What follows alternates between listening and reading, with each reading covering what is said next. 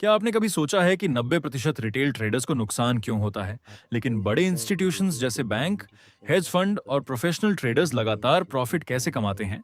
इसका जवाब है स्मार्ट मनी कॉन्सेप्ट। नमस्कार दोस्तों, कैसे हैं आप लोग? मैं हूं कुणाल। आज की इस वीडियो में हम बात करने वाले हैं स्मार्ट मनी कॉन्सेप्ट यानी एसएमसी के बारे में। हम समझेंगे कि एसएमसी क्या होता है और ट्रेडिंग में इसका इस्तेमाल कैसे किया जाता है। स्मार्ट मनी कॉन्सेप्ट एक ऐसा ट्रेडिंग कॉन्सेप्ट है जिसमें हम मार्केट को बड़े प्लेयर्स जैसे इंस्टीट्यूशंस, बैंक और प्रोफेशनल ट्रेडर्स के फुटप्रिंट को समझने की कोशिश करते हैं। इसका मुख्य कारण यह है कि मार्केट पूरी तरह रैंडम नहीं चलती।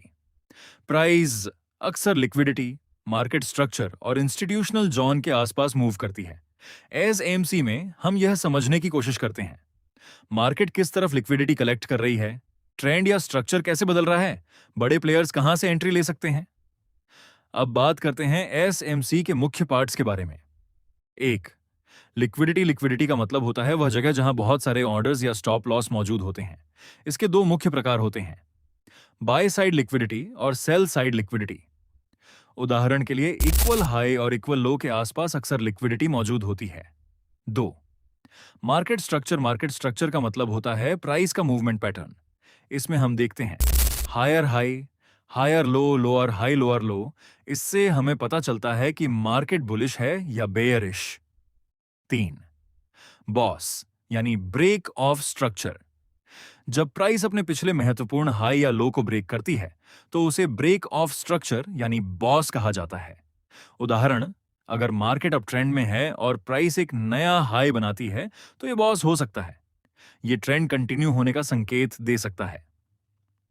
चार, चोंच यानी चेंज ऑफ कैरेक्टर। जब मार्केट अपना व्यवहार बदलती है तो उसे चेंज ऑफ कैरेक्टर यानी चोंच कहा जाता है। उदाहरण, अगर मार्केट पहले हायर हाई बना रही थी लेकिन बाद में एक महत्वपूर्ण लो को तोड़ देती है तो यह मार्केट स्ट्रक्चर बदलने का संकेत हो सकता है। पांच, ऑर्डर ब्लॉक।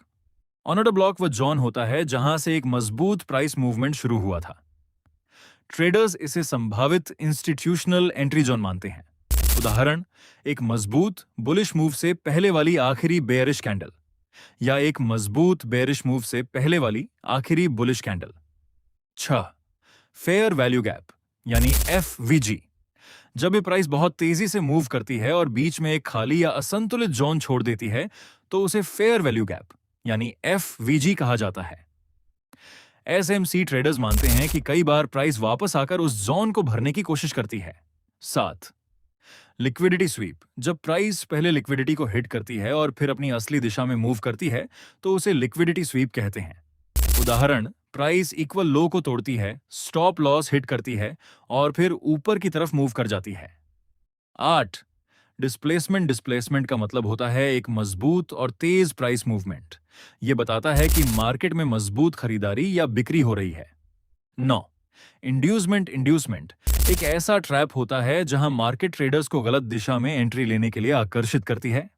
सरल भाषा में समझे तो liquidity SVEEP, market structure, coach boss, order block और एफवीजी, इन सभी चीजों को मिलाकर एसएमसी ट्रेडर्स अपनी एंट्री प्लान करते हैं। यही स्मार्ट मनी कॉन्सेप्ट का बेसिक फ्रेमवर्क है। लेकिन याद रखिए, एसएमसी कोई गारंटीड प्रॉफिट सिस्टम नहीं है। यह सिर्फ मार्केट एनालिसिस करने का एक तरीका है। हमेशा सही रिस्क मैनेजमेंट का इस्तेमाल करें, अपनी स्ट्रेटजी को बैक टेस्ट करें और बिना सही जानकारी के ट्रेड न लें। थैंक यू लास्ट तक देखने के लिए। मिलते हैं अगली वीडियो में।